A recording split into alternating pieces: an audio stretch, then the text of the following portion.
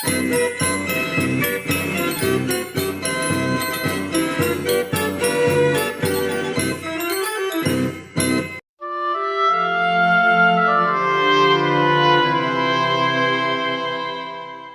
there. Welcome to Wurlitzer Organ Rescue. My name is Michael and I'm on a mission to rescue, restore, rebuild and return to full working order a 100-year-old Wurlitzer band organ, also known as a carousel organ, fairground organ. This is episode 24. If you haven't seen all the previous episodes, please check it out. They're all in one playlist and I'm leaving a link in the description. So go and have a look through, browse through, jump over the bits you don't like, leave a comment, leave a like, even better, and subscribe. It does encourage me, and I'm doing something to keep this band organ tradition alive. So all the support I can get is very welcome. Well, today I'm going to be working on the stopped pipes. There are 22 stopped pipes that go under the organ, and there are 5, 6, 7 on top. I've already done some work on them. Here's the pipes I did before. I cleaned them up and sanded them, finished them, gave them a nice coating of shellac. But they've been sitting here for the last, I don't know, 8 months, gathering dust. So today I'm going to get them back out, clean them up, and do the stops, because the stops are the only thing that's missing before these can be installed in the machine. And these need to go in before anything else is done, because these are underneath. You've got to dismantle the organ, put them in. Anyway, I'm waffling now, so let's get down to making the stops for the stopped pipes for a Wurlitzer 105 band organ.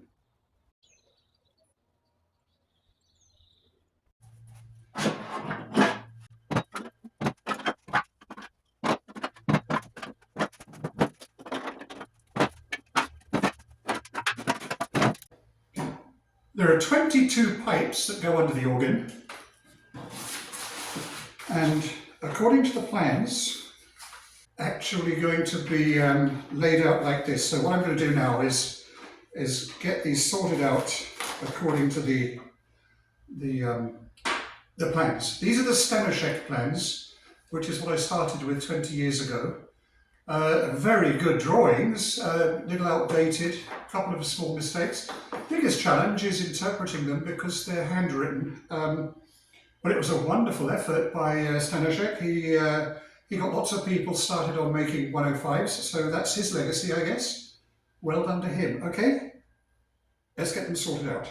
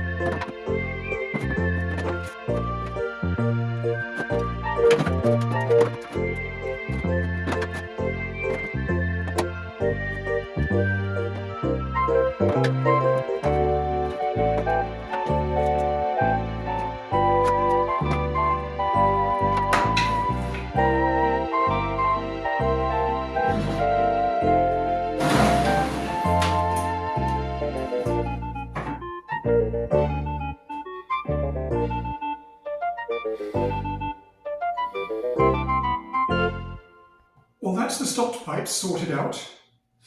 These are the pipes that go underneath the organ, according to the drawing that I've got here.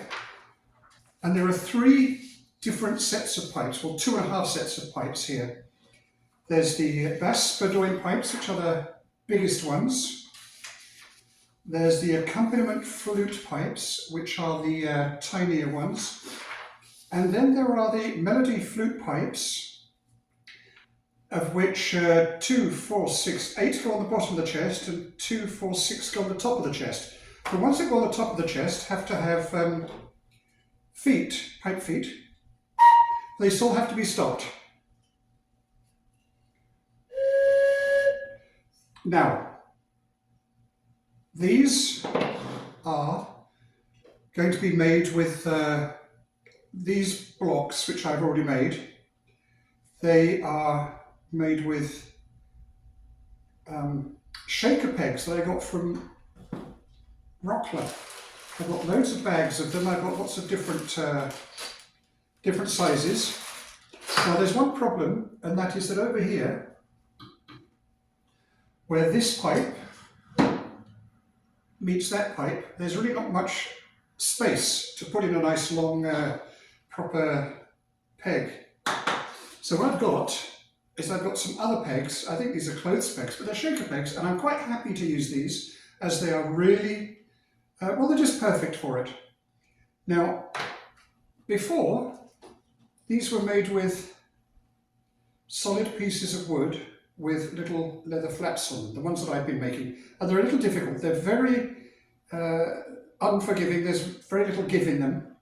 And I've noticed on the drawings, on the pictures I found online, that their stoppers are made in layers. There's a layer of cork with a layer of wood underneath and over it. Now, I don't have any cork, but what I do have are these sheets. They're perfect thickness. They have just enough give to them. They're the kind of material that when you push on them, it springs back. So that's perfect. They are going to be the middle layer, then there'll be a layer of half-inch timber at top and bottom with a peg. So I'm going to start by making the biggest one first, and then we'll see how we get on with that.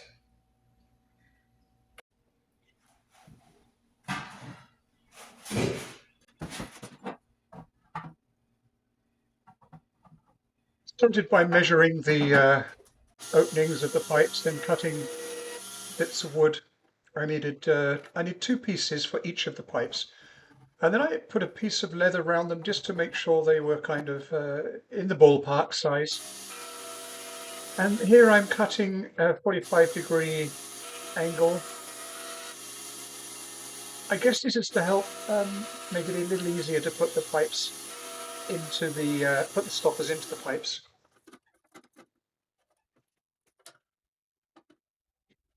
And I just put my bandsaw table at 45 degrees and just push them through like this. It's quite a simple method. And here you see how they are. There's 2 that has the foam sandwich in between them. This is the foam, and that just went through no problem. It's very firm, and it's I think it will do. I'm not sure what the centers were. I think it was cork, but I don't have cork. And here we go. I'm just testing to see if they're with a piece of leather. It's kind of working nicely. I'm pleased with that.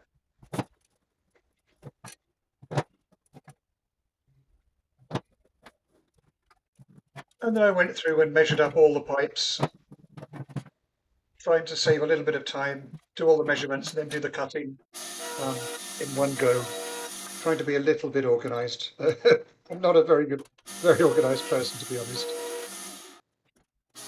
And then a few more. I'm being very careful not to get my fingers in the way of that blade, I promise you. It doesn't look like it when I'm doing it at this speed, but I've only got my right hand out, my left hand I keep away. And there we are again, using the piece of leather to test the size.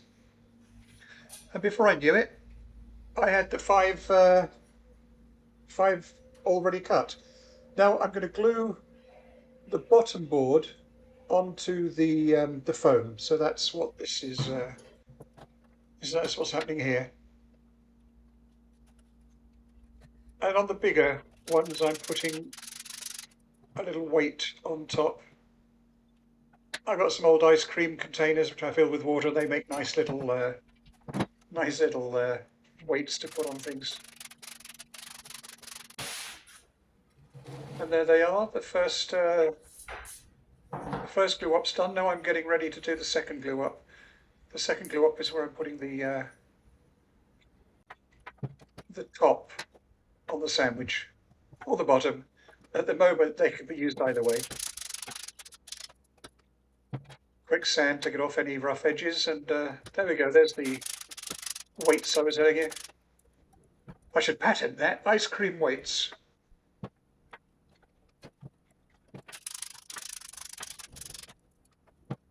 And there were all 5 ready to go, so I just left them to dry a bit overnight.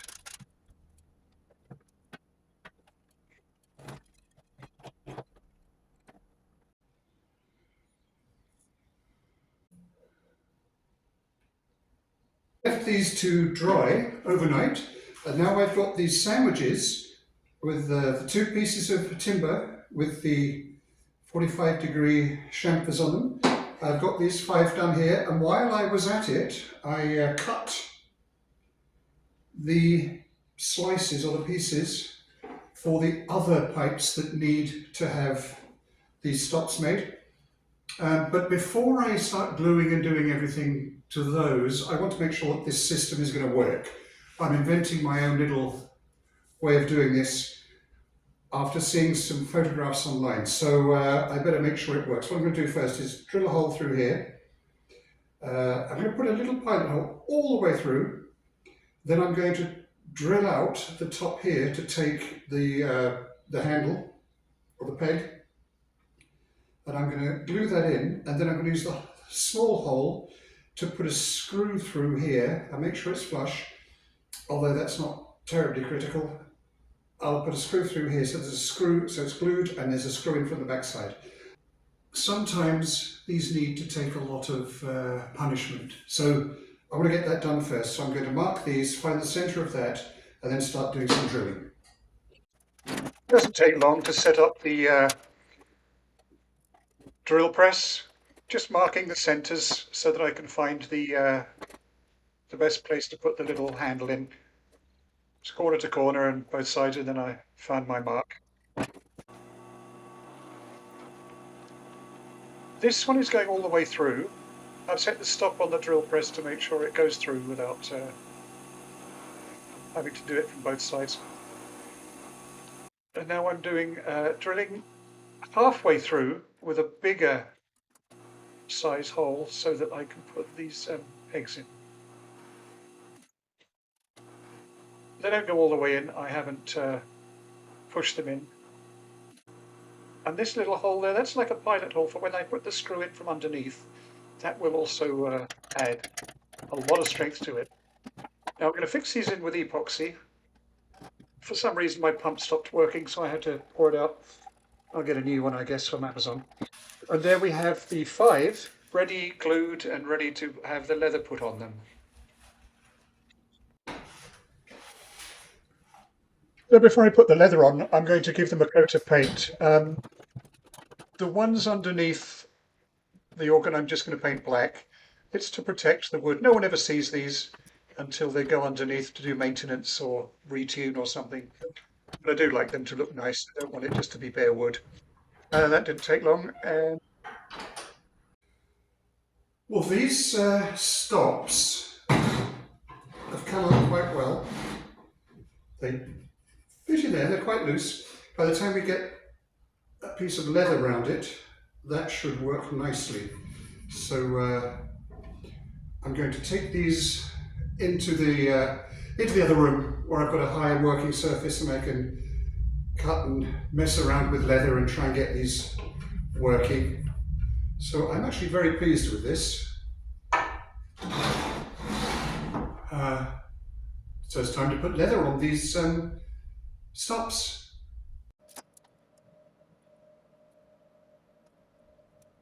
The first thing I have to do is to cut the leather. I'm going to cut it oversize. It means a little bit of wastage, but that's better than having to do them all over again. So I'm cutting out these squares.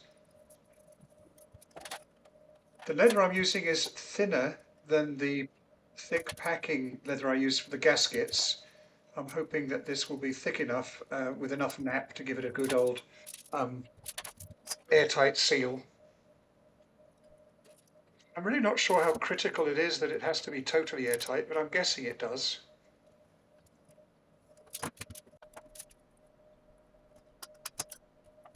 And now I'm going to glue the stops onto the leather. I've marked the centre of the leather, and now I'm just pushing them on, and I'll leave that to dry for a short while.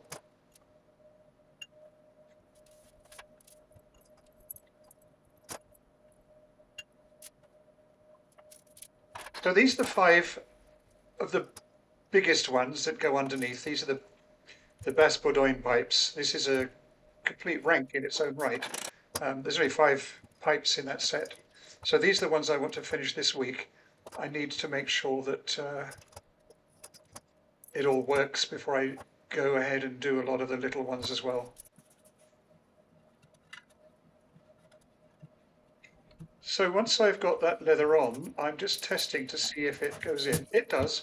There's a little bit more trimming to do. I've got to take a little bit more out because it bunches up in the corners, and that's what I'm doing there, just a little nip out of it. There's a bit more that can be taken off, but I don't want to take off too much too quickly.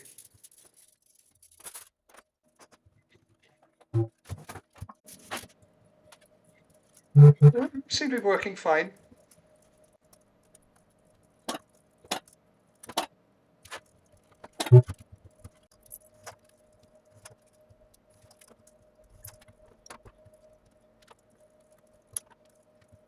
Of the 5, there was one that wasn't working very well, and I noticed that it had a crack in it. And that's the danger when if you push in too hard, you risk breaking the glue and splitting the pipe. They seem to be working fine. Well, there I've got these 5 stops made, and they seem to be working fine. I've got a little bit of fine-tuning and trimming. I'm going to tack these down, obviously, and trim a little bit more of the excess leather off. And then, but before I do that, I'm going to just give this another coat of paint. This one here, I couldn't get to make a decent sound at all. I worked out that where it's been mitered, there were some cracks. So what I've got to do, and I put some tape over it, and that seems to have helped. So what I've got to do is I've got to mix up some epoxy and fill some of these cracks. But it seems to be working fine. Yeah, that one's not too good, but other ones are doing really well.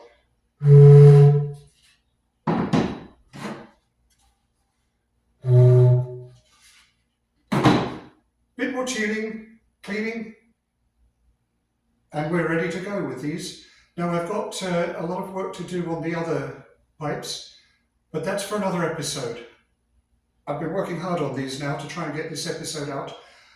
I do think we're on the right track, and I hope you've enjoyed the journey this week.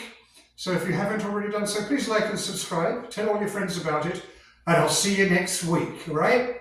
Cheers.